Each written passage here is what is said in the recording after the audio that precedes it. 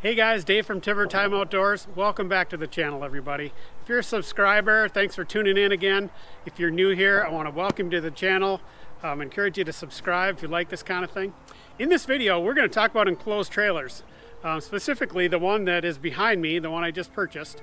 We're also going to talk about some basics, so just kind of go over if you're shopping for a trailer, what are some of the basic things to look for.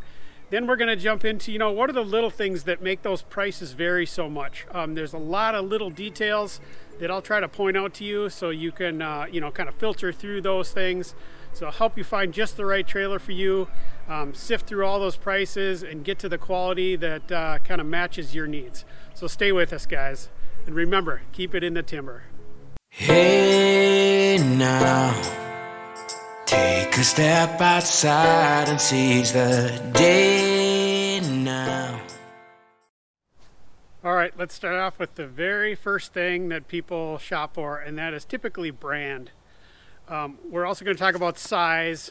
We're going to talk about aluminum versus steel and a few other basics. But first thing I want to talk about is brand. Within a brand, you'll usually find 2 or 3 different price points. I don't want to get into, the different types too much, or, the different types of companies. But I will tell you that brand does matter. And what I mean by that is typically there are companies that focus on the higher end, and there are companies that kind of focus on the value segment, and then maybe your entry level. And I'll just mention one in particular. ACT Aluminum Trailer Company, I believe is what it's called. They're typically a very high-end company, and they use all the best materials. Interiors are finished. If you're looking for that kind of thing, that's a company that does it very, very well. That was kind of beyond my price point. I ended up buying a Stealth, as you can see behind me, sort of that kind of the middle ground. They offer some lower priced steel trailers. They also have what I bought here, which is an all aluminum. But there's just so many brands. And I would say, brand, only matters if you're trying to target a certain segment. Okay, with brand in mind, the second thing, or maybe even the first thing that you're going to try to hone in on is, what size trailer do I need? These things come in all kinds of sizes: length, width, height. I'll get into some more details about roof design and that kind of thing. But basically, you got to kind of determine that envelope that you need. So obviously, you're going to have some things that you're going to haul. Maybe it's a UTV, for example. UTVs typically are wider, and they have a roll cage, so they're taller. And so some things you need to worry about, obviously, are the width, the length, and the height, and that door opening.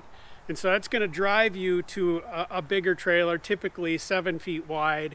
You might even need a dual axle trailer, depending on how heavy it is. If you've got a 4-seater, you're probably going to need a dual axle. So really how you get to that size is you kind of figure out your needs, and then you'll kind of manage your pricing, and you'll work your way into a size. This one behind me is a 6x12. With a 6-foot height. I don't have the height requirement for my needs right now. I'm primarily hauling motorcycles, and so I didn't need that 6'6" or 7-foot height. And I also have a towing requirement in terms of weight. So that's kind of the other thing that you're going to think about is, how heavy a trailer can I tow? Am I pulling it with a truck? Dual axle's fine. If you're hauling it with a very small SUV, you're probably going to need a single axle, and you might want to think about aluminum. In my case, I'm going to double tow this thing, so I really have to be careful about my length and my weight, and actually my tongue weight. All right, the next big differentiator is aluminum versus steel. It's a great debate, which was better. I'll give you a few things to think about. I'm not going to say one's better than the other, because really it depends. You hate to hear that, but it really does. First thing I want you to think about is, where do you live? So if you live in the north, or in the salt belt, or the rust belt, like I do in Wisconsin, they dump salt on our roads almost 6 months at a time. And I have steel trailers that rust, cars that rust. And so I went with aluminum, and that was the primary reason. The secondary reason was the weight. You do save some weight. The price point between steel and aluminum is about $2,000. You might see it $1,500 depending on the features, but really that's the main difference. If you can afford aluminum, it's probably the better way to go. You know, if you're worried about strength, there's very little difference in that. It's going to come down to more axles and load capacities. Both aluminum and steel can meet certain thresholds for that. Really, it comes down to rust protection and overall weight. Can you tow that extra weight? Do you live down south? You know, maybe steel's the way to go for you. You're going to save $2,000. Just get a steel trailer, call it a day. If you're up here in the north, you might want to, you know, save a little longer and go with that aluminum trailer. Okay, the last basic thing I want to talk about is color. Color is super important when you're buying anything, right? These trailers come in a lot of different colors. Some funky stuff like red and blue. There's also, you know, some more subdued colors. This one happens to be what they call a pewter. It's sort of an in-between a gray and a gold. I like it. It's a nice color. Of course, you've got your basic white and your basic black. Depending on your needs, maybe you want to match your tow vehicle. I didn't care about that, so I just kind of went with something that would hide dirt and just sort of blend in with the surroundings. So when you're thinking about color, you know, I would think about sunshine. These trailers tend to get very hot, so if you're in a place where the sun shines a lot, a black trailer, it might get super hot in there. I'm not saying don't buy a black trailer, but because they look super nice. But just keep in mind that the insides of these get very hot, even if you insulate them and put vents in there. So maybe a white trailer is the way to go there. White has a tendency to show a lot of streaks and dirt, so you're cleaning them. Black kind of the same way. So if you're in the salty areas and running this thing through the winter, the thing's going to look terrible because it's going to be full of salt. So maybe one of those middle colors. Or if you got, you know, a company and you got company colors, maybe it's red, blue. But you'll have to sift through that and kind of figure out what your criteria is. Match your tow vehicle, worry about the sunshine, or maybe it's a company color that you're trying to figure out. All right, let's jump into pricing. And why do you see so many different price points? Typically, I already mentioned this one, but the aluminum versus steel, that's a big jump, okay? But even within those, let's say I'm going to get steel or I'm going to get aluminum. You're going to see a wide range of pricing even within those material types. And what that comes down to is you do get what you pay for. So if you really slice and dice the features and benefits of a trailer, you're going to see why they're charging a little bit more. Typically, it's not the dealership. The margins on these trailers is pretty darn low, and it's very competitive. So if you're seeing a higher price, there's usually a feature that is driving up that price. And the tricky part for you is you're going to have to figure out, do I care about that? So let's jump into some of the things that drive that price up or make it a better quality trailer. The first thing I'll talk about is you'll see the studs and the spacing, 16 on center for walls and floor, or you'll see 24 for walls and floor and ceiling. Typically they're all 24 on the ceiling, but where the difference comes in is you're going to have more studs in the walls, more studs in the floor. So 16 on center is just more material. It's a little more rigid, but again, depending on what you're hauling, you might not need that. So that's the first thing I would look for and just try to understand is what is the spacing of the studs on the walls and the floor. Okay, the next thing that I would have you look at are two things. One is the tongue construction, and the other one is that type of axle. So tongue construction, there's two types really. It's an integrated tongue where you see the tongue just kind of goes right into the main body of the trailer, and it's welded into the structure of the floor. Or you'll see it kind of overlapped. Like the trailer behind me, you have kind of a structure and then one laying on top. Is one better than the other? You'll hear all kinds of arguments. I think the one that's overlapped is slightly more expensive, a little bit more material. It's a different type of bond. I'm not an expert on that one, so I'm not going to go into it too much, but that's just something to look for. You'll see a higher price point for the ones that are overlapped. The next thing that's really important for you to figure out is your axle type. There's two types. You have a torsion axle, which is basically an axle that can rotate and its suspension is built right in. It has these rubber cords that kind of twist. It's a smoother ride, and it is more expensive. You don't see those on an enclosed trailer very often, but you can get them.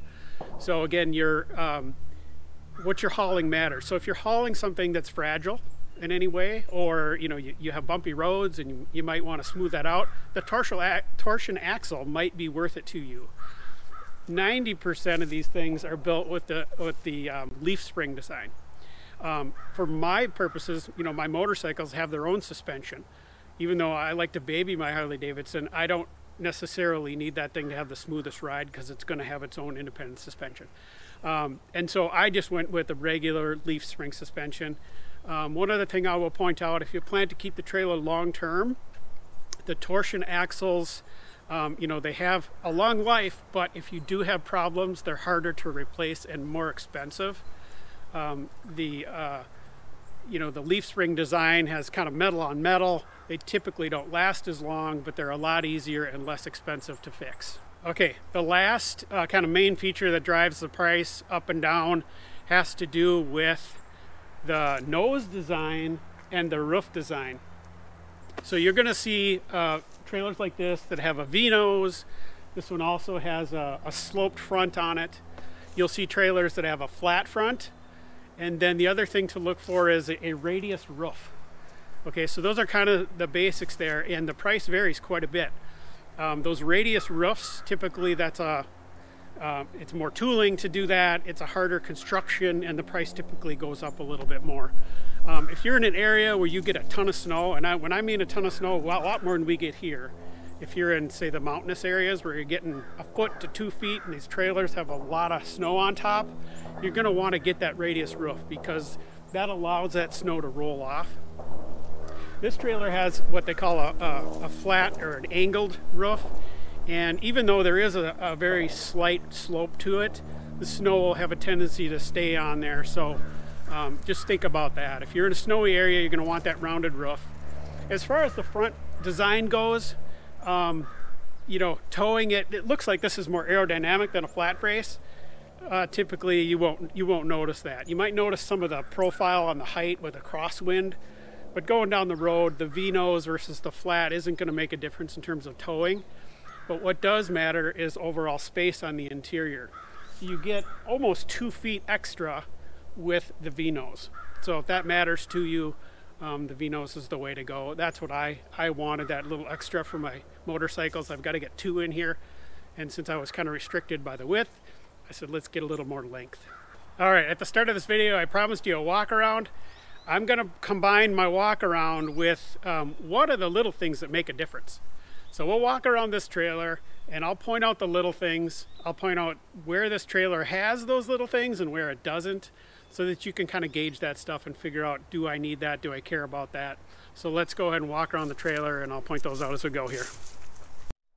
Okay, I'm going to start on the side of the trailer here and talk about the skin of the trailer. So they're all an aluminum skin, but the difference is in how they're bonded to the trailer. Okay, so there's 2 kinds. You can either have them screwed on or taped on. This one happens to use a VHB tape. It's a 3M product, an incredible bond. I'd make an argument that it actually is a better bond than screwing.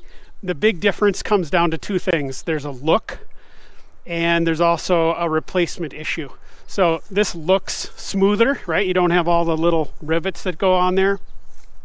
And then if you ever have any damage to the trailer, this is more difficult to do a replacement on. So if you need to replace, let's say you scratched it, or you just want to replace one panel, it's a lot easier to do that with a screwed side. So if you're going to have some abuse going on, or you're a construction guy or something, you might want to go with the screwed sides.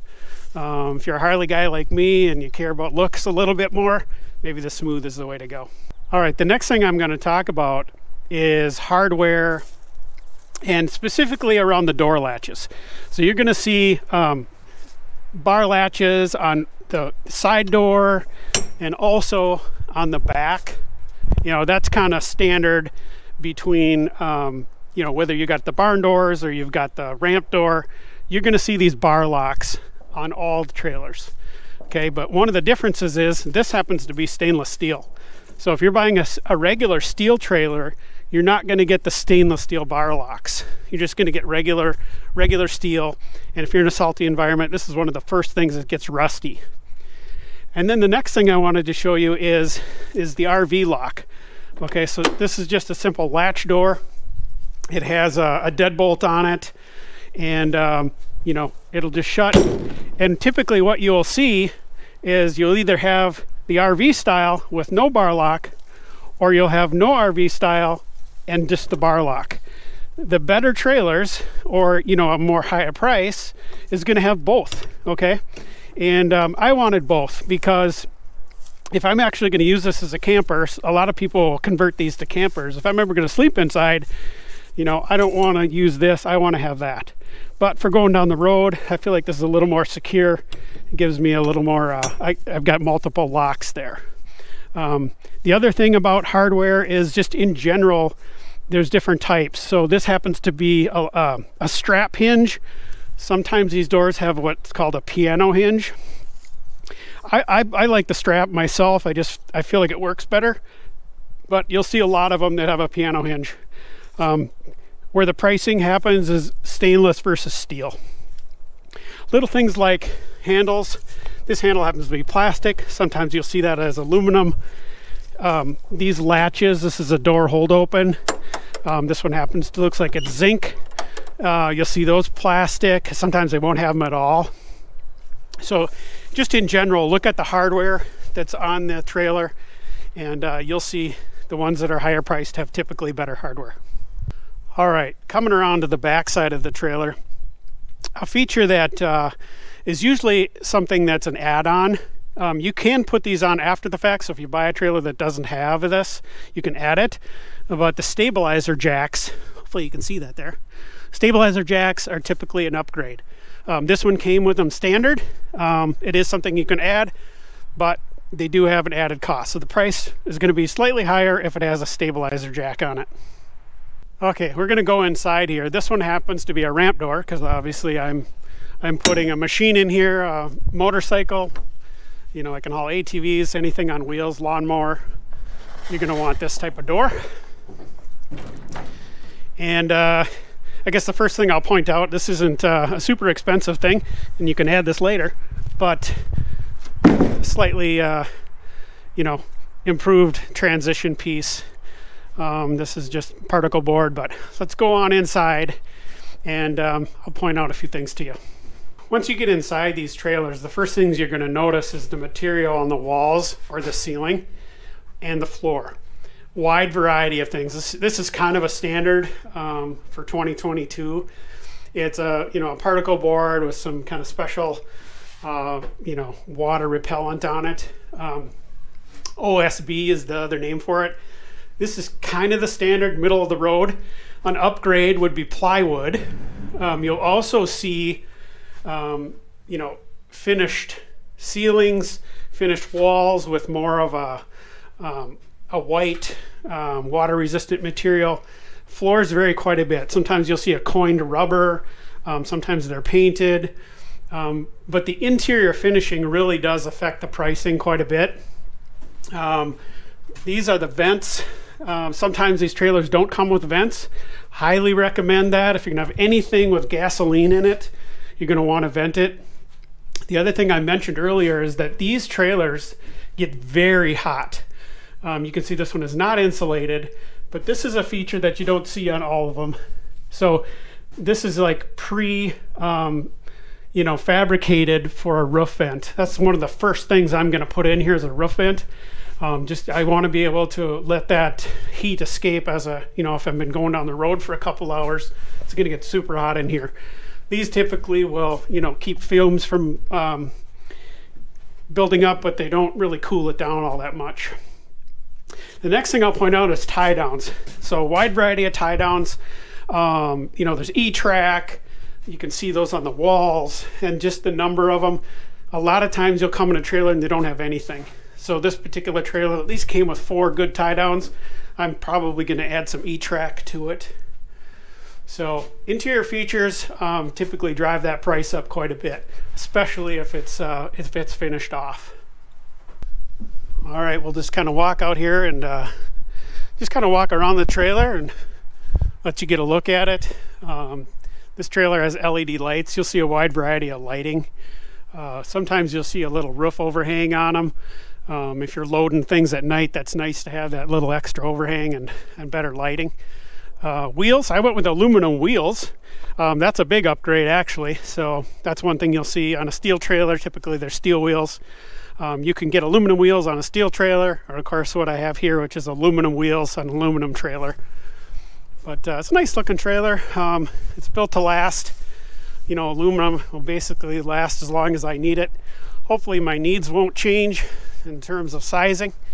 And I do plan to you know, do some add-ons to this thing.